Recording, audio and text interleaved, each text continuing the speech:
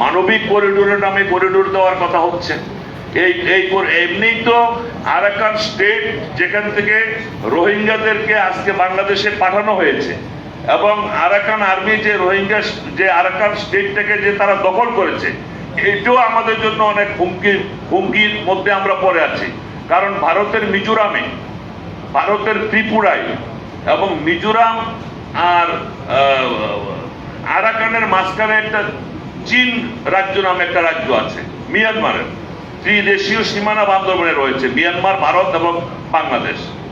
সেখানে 70 মাঠ প্রায় 8 থেকে 10,000 সশস্ত্র সন্ত্রাসী মিজোরামে ট্রেনিং নিচ্ছে।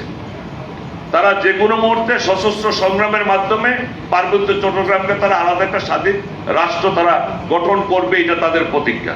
কেএনএফ হয়েছে, এই কেএনএফও তাদেরও আলাদা একটা স্বাধীন রাষ্ট্র তারা চায়, ইউপিডিএফও আলাদা স্বাধীন একটা রাষ্ট্র চায়।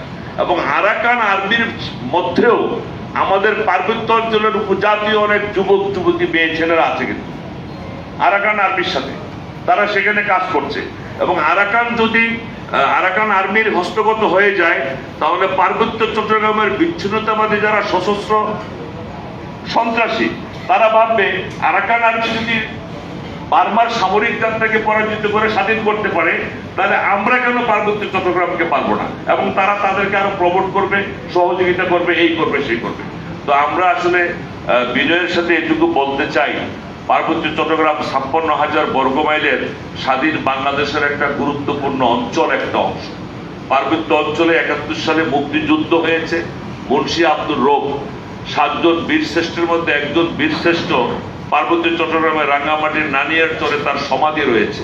আমরা মুক্তিযুদ্ধের মাধ্যমেই এই 56,000 বর্গমাইলের স্বাধীন দেশটা আমরা স্বাধীনতা অর্জন করেছিলাম।